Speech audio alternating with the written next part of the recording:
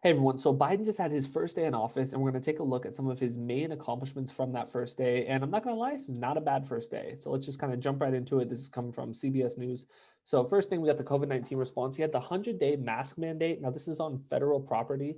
And I just want to point out that there were already some pictures that leaked of Joe Biden on, I believe it was on like the White House lawn or something like that, not wearing a mask. And this is a violation of the mandate. And I think this is just so ridiculous. I mean, you had Nancy Pelosi like getting her hair done that one time. You had Gavin Newsom with like having a dinner or whatever that had like too many people. You had De Blasio with his gym.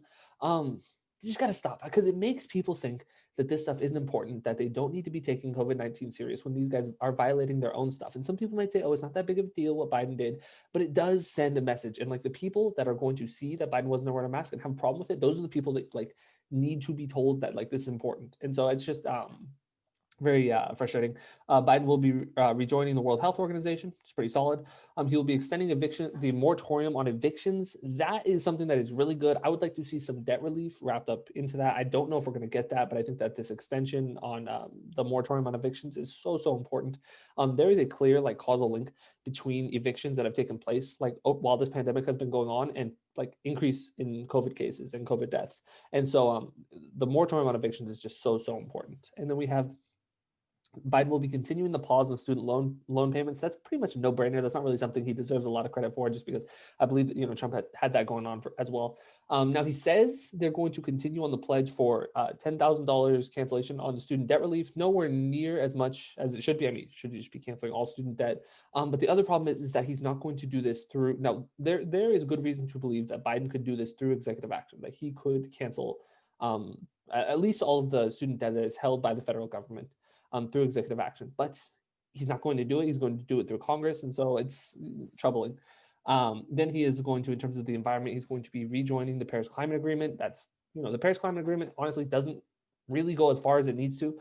But any like realistic attempt at combating climate change is going to need to be international. Like that's just a reality. And so this is like a first step into that. And we lost 4 years with Trump pulling out of the climate agreement.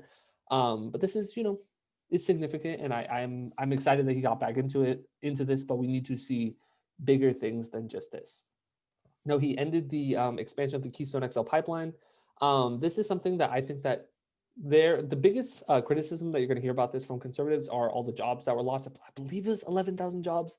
I'm not sure. And what I think there needs to be some sort of economic compensation for those people who lost their job. Like if there really is like a substantial number of people, or even if it wasn't substantial, just people losing their jobs. So there needs to be some economic compensation. And I think, just to tie this back into the whole international thing, that is why it's so important that when we're talking about fighting climate change, that it needs to be international. Because if you're not like working with, China, India, and just like other nations that are industrializing, if you're not like working with them and like creating some sort of incentive structures through like industrialization, like why they can't be industrializing in a way that's going to create mass amounts of emissions and just really damaging for the environment. It needs to be, that's why countries need to be working together on this, because if you just do it like it's just not going to work. So anyway, I think that there needs to be some sort of economic compensation. That's what I believe.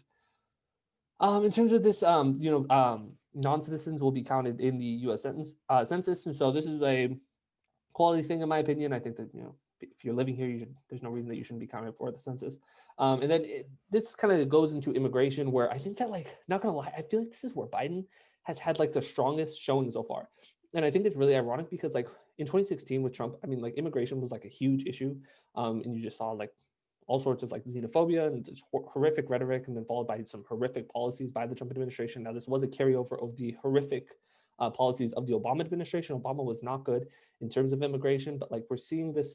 So anyway, I think it's ironic because Trump was just like so bad on this, but you didn't really hear people talking about immigration that much during the 2020 election. So it's ironic that like now that Biden's been elected, like one of the best issues that he's doing like really well on, in my opinion, is immigration. And so it's pretty exciting. So in terms of DACA, he's going to be creating more protections for people here through DACA, and there's going to be a pathway to citizenship. Phenomenal. He's going to end the Muslim travel ban. Now that was for Syria, Iran, Iraq, Sudan, Libya, Somalia, and Yemen. And then also Eritrea, Nigeria, Myanmar, and then Kyrgyzstan, and then and Tanzania. And so this will also will open up the process for people to begin applying for visas from those countries. The Muslim travel ban was obviously grotesque. I mean, it's great that Biden is ending that. And then we're also going to see an end of the border wall construction. Very, very positive. There's going to be a freeze on deportations. Also phenomenal. And I think, those are the main things. And I think, like I said, not a bad first day from Biden. And I like to think, a lot of people are like, he's also talked about a $15 an hour minimum wage. There's, talk about that. I think he's only going to go with the $1,400 checks opposed to $2,000 checks. Not what I'd like to see, but like so far, I would say that this is like as good as we would have expected from Biden. You know what I mean? Like you could have expected from Biden where he just like is doing just awful. Now Biden is not doing what we need. He's not doing all that we need, but he is like doing like within the range of what you would expect from Biden. I feel like he is at that like upper threshold of that right now.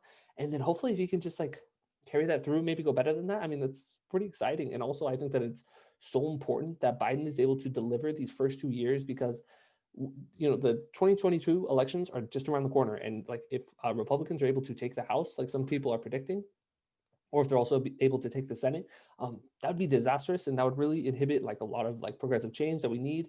And so yeah, I really hope that Biden is able to continue delivering. I hope that he's able to go even farther than what he's doing right now, because like I said, well, it's good.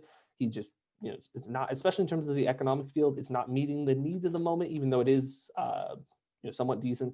It's better than Trump. We can't compare it to Trump because it's just not good enough. That's why I brought up the pause on student loan payments. That's like when Trump was always doing, like, we can't have the bar be that low. But in terms of immigration, I think that is like definitely where Biden is shining through the strongest. So anyway, I hope you guys enjoy this video. If you disagree with anything I said, please leave a comment down below. But if you like what I said, please like and subscribe. And other than that, have a great day.